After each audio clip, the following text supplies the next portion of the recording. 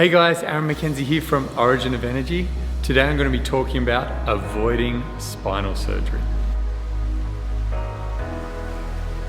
So I'd like to preface this YouTube video by stating that this is for educational purposes only and to inform you of different options and maybe highlight some things that you may not have tried already.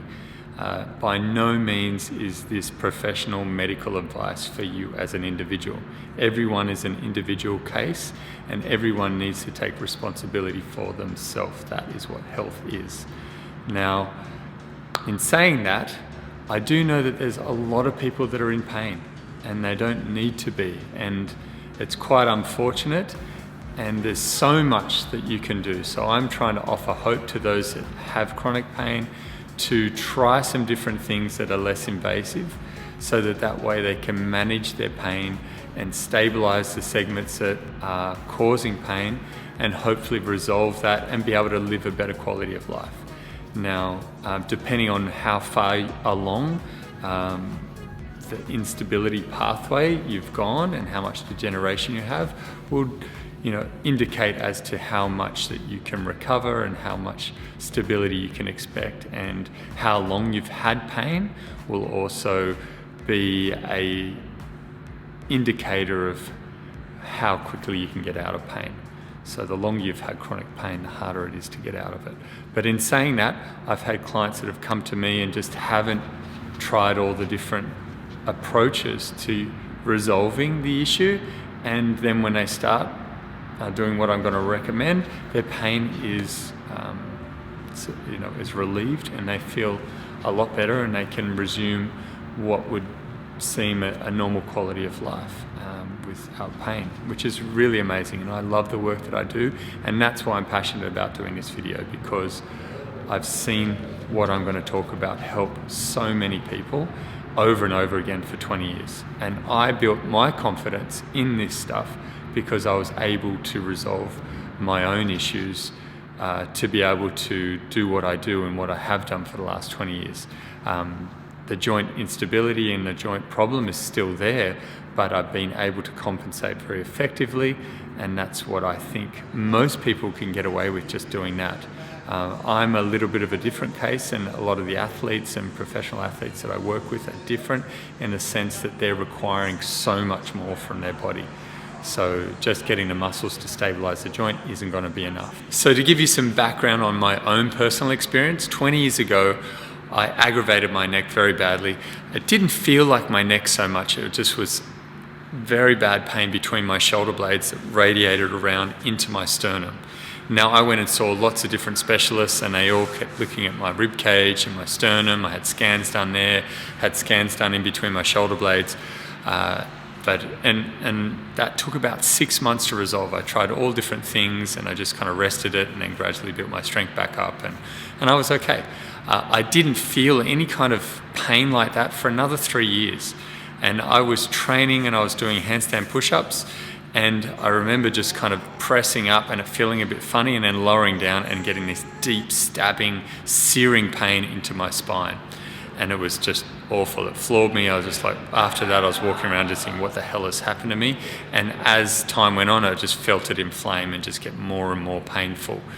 Interesting enough, I was actually in San Diego training at the Czech Institute doing my level 3, which is focused on the upper quarter, so neck stability, shoulder stability, thoracic stability, and correcting all of these type of conditions, which is quite funny anyway, but it happened then. So at that time, the pain just started coming on, and I went back to the hotel room and I relaxed, lied down, and I got off to sleep just laying flat on my back, totally still, just kind of freaking out, what have I done to myself? And then I woke up and I was numb from my neck down. And it really scared me. I went into shock, I freaked out. I just remember sitting there and just, it's one of those near-death moments where you're freaking out, and I was scared to go to sleep, to do anything. I just was really freaking out. And then eventually, I could start to feel my hands, and I just kept moving. I got up, moved around. I could still move, but I just couldn't feel anything. And then I went into this kind of shock state and This cold sweat was dripping off me, but then about half an hour it started to come back, and within an hour I could kind of feel everything, and then I was just lying there, but I was so scared to go to sleep. So I thought, what have I done? Am I going to wake up? Very scary stuff. Anyway, that took about, and luckily I was there, like I said, I was in America learning all this stuff, and I'm right into movement and movement as therapy. So I knew what to do, and I did it. I stabilized it. It took me a good 6 months to get it 100%, but within a month I was probably 85% and doing everything that I love doing, and 6 months it was like it never happened. And that probably lasted 2-3 years, and I kept doing stability core work. I love doing all that stuff anyway. And then I was doing some handstand push-ups again, and the same type of thing happened. And then from then on, I knew how to manage it, and it probably happened every year. And then as time's gone on, different, acrobatic movements. I love capoeira, taught that, did that for 10 years. Really cool stuff. All of these things put a lot of load through that area, and I managed all of those and performed at a decent level. I've even had like a weight range from 65 kilos, which was chronic fatigue burnout, all the way up to 100 kilos and being quite strong, quite big, and now I'm about 80 kilos. And I've pushed my body to its nth limit with my conditioning to the point of burnout and breaking down where I couldn't stop losing weight. But in that time, I very rarely felt my neck, and I was able to manage it very well, which is really cool. And all the stuff, the stability stuff, it really works. It does amazing things. But over time, in the last kind of 10 years, it's kind of gradually got closer and closer together in terms of when I feel my spine. So I might feel it every year, every 6 months, every 3 months. And now in the last kind of 2-3 years, it's like I have to reduce more and more of what I love doing. So I can't push myself nowhere near like I used to. And now I train maybe 20% of what I used to. It's still like functional. I feel great. I still enjoy doing it, and it works well for me. I have a nice lifestyle. I can still demonstrate a lot of movements, but it's even in the last kind of 3 months, I've noticed that it's kind of accelerated to the point where I've had probably worse conditions. Or really in the last year, it started. I felt a feeling in the front of my neck where it all went. Just thickened up, and it felt like there was something stuck in my throat for like 6 months. It was pretty awful. And then all kind of ringing in the ears, tinnitus, and instabilities in the neck, kind of just this deeper feeling. And I could manage it, I could stabilize, I could do everything to work around it.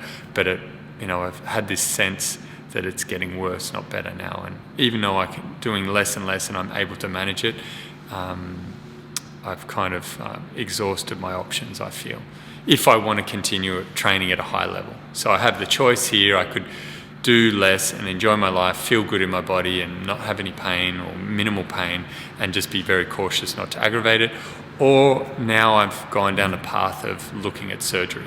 So I've had my scans done, recent ones, and you can see in my spine, I've got osteophytes, I've got Smollett's nodes, I've got end plate edema, I've got posterior lateral right disc bulge, which is the key thing, and then it's also pushing straight back, and it must have gone back and my body's absorbed the disc when it was ruptured, and that's when I kind of lost that sensation. That would have been the biggest, worst one.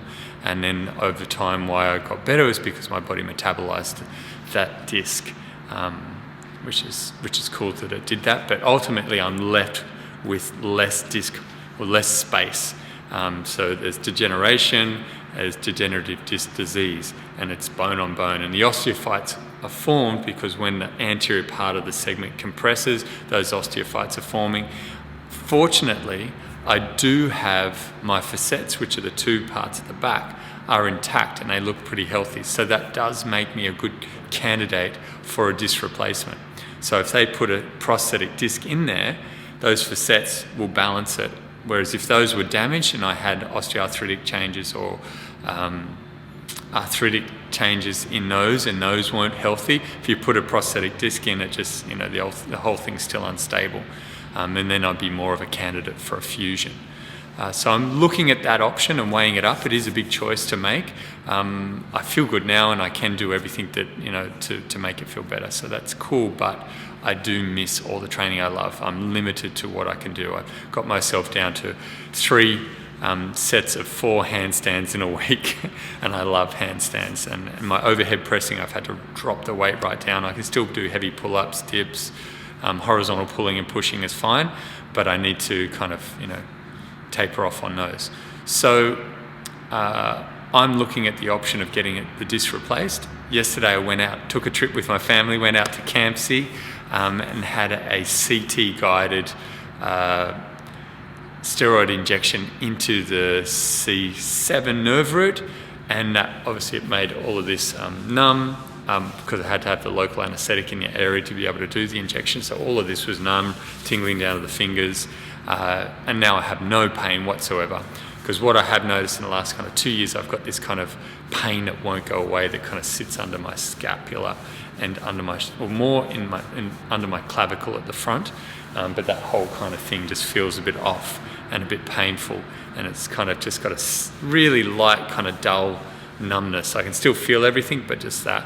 Obviously today I have that because the anaesthetic's still there to a certain extent, and then the cortisone will kick in, so I don't have any pain, which is cool, but the problem's still there. So I'm going to keep doing all my stability work. I'm going back to see who did that was a Dr. Craig Harris. He's very good. He did it really well, and I was recommended him by Dr. Paul Mason, who's actually a low-carb doctor right into the whole carnivore thing, and he's very interesting, very smart guy, and he's a sports physician as well as a physiotherapist, so great combination. And he's into the whole nutrition thing because most of his clients have these inflammatory conditions, whether it's autoimmune or whether it's some type of systemic nutritional driven inflammation, and it doesn't matter how much joint work you do and how much stability work and all those things, it's still going to be there.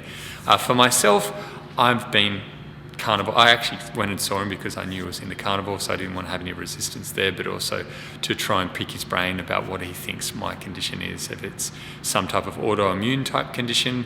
My grandmother suffered severe rheumatoid arthritis, all the fingers and feet, and I wanted to see was there anything going on with that, and by looking at the spine itself, and I've had a fairly good nutrition protocol since I was 17. I had a severe skin condition, so I got into food and nutrition, discovered Weston A. Price through Paul Chek 20 years ago, and got into that.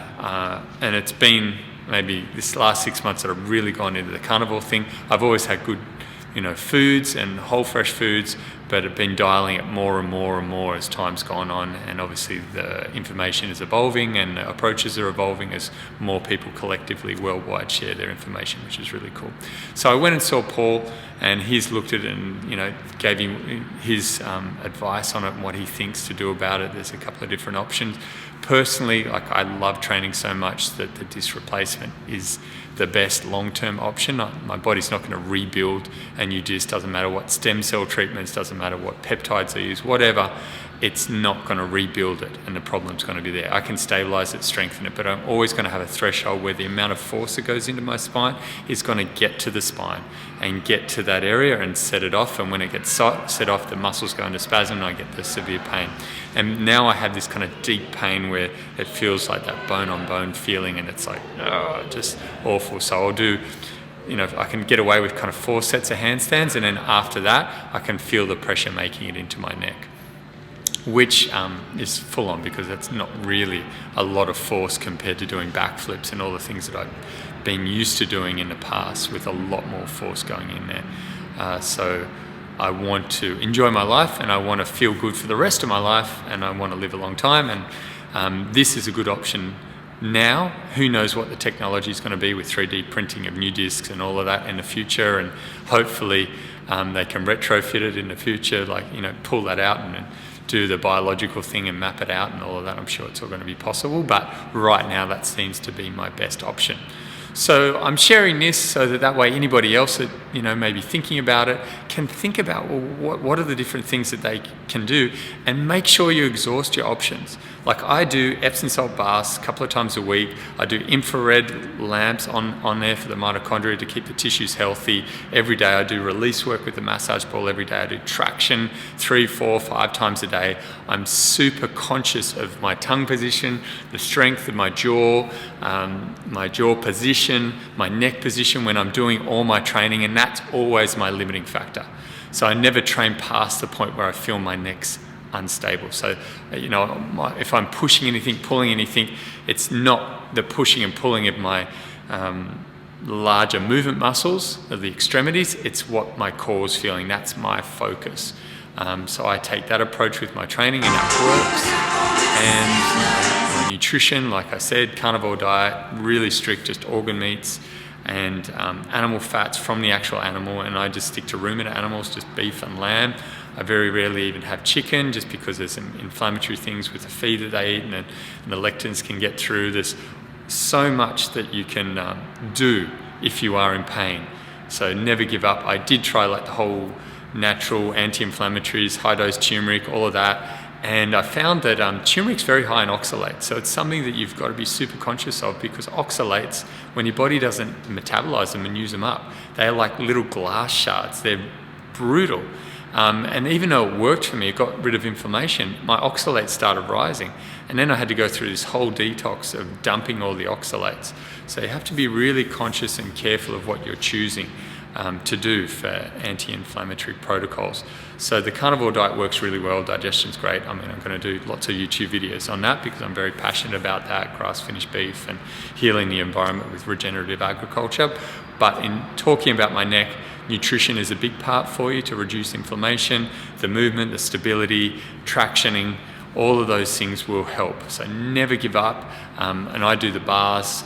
You can look at my Instagram and look at my technique and on my website, but basically lying flat, 500 grams of Epsom salt. It's got bicarb in there, got Dead Sea salt in there, lying under the water, letting the magnesium sulfate go through into the muscles, relax them. I also do lots of electrolyte supplementation, so magnesium, potassium, and lots of sodium chloride, Celtic sea salt, to keep all the tissues healthy and relaxed. So there are lots of options before you go down the path of surgery, and you should exhaust all of those, and they might be enough for you. So you might find that just doing all the tonic stability work, stabilizing your spine, anterior, lateral, posterior, and building that up. You can do that with Swiss balls as well, works really well.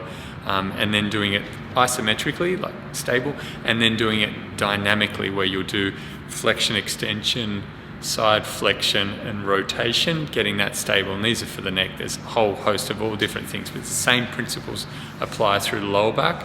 But it's a hip spine disassociation when you learn it in the hips for the back stability at the beginning, whereas for the neck it's more shoulder spine disassociation. So that way when you're moving the arms, that the neck's not compensating as you move, which is really important. So yeah, hopefully some of this stuff helps, and you can join me on my journey into this surgery if you're contemplating it. Hopefully I can help you exhaust all your other options and explore those before you even go down that path. But if you have chronic pain, get a scan done.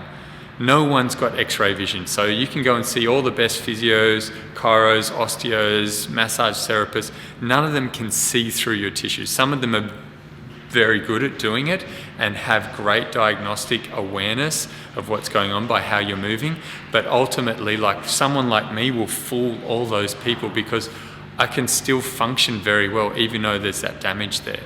And even though I've got pain symptoms, I've still maintained, from all the stability work that I do and all the activation work that I do, my neck is still stable, and I can do all these movements with my arms, and my shoulders look like they're moving, normal.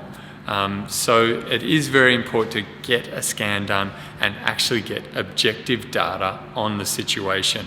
And that way, diagnostically, you can get advice based off that, and then you also can monitor it. So you might do all this stuff, it works really well, like me, get 20 years out of it, or get, however long out of it, and then you come back to it, and you've got the scan to refer to, and you get another scan, you can see, is it improving, is it getting worse, what's happening? Ultimately, if I just stopped doing what I'm doing and I just did very little and just played it super safe, what I've seen in clients that choose that kind of option, they just do the minimal effect dose of training and whatever, they'll get a natural fusion over time. because the disc is gone and then it will fuse. But I'm in this kind of in-between stage, and how long do I want to be uncomfortable for that to happen? The disc is still there, so it's not going to fuse. There's still a little bit there, and the rest of that has to kind of be metabolized by the body for it to get a proper fusion. So that might take 10, 20 years. But in saying that, it works, and if you stabilize and you have no pain, then that might be a good option for you. So stay tuned to these videos. If you're interested in this type of stuff, cool, just subscribe. My whole goal with this is just to empower people to be as healthy as possible. And another big part of this, like the biggest part of this, is posture. Now, everyone can benefit from better posture when they're standing, when they're sitting. Don't hold your phone down, don't type for long periods like this. Lengthen your spine, your sleeping position, all of these things. And if you do have neck pain, and maybe it's not that bad, but it's the beginning process of something bad happening. So I'm so passionate about preventative measures that people can take, and the best preventative measure is to stand up straight, not hold your phone down, and not spend prolonged periods with that spine being loaded in a way that's unnatural, and also decentralizes the disc. So if you've got kids and they're healthy, but you're seeing them spend long periods of time like that, pull them up on it. It's their future.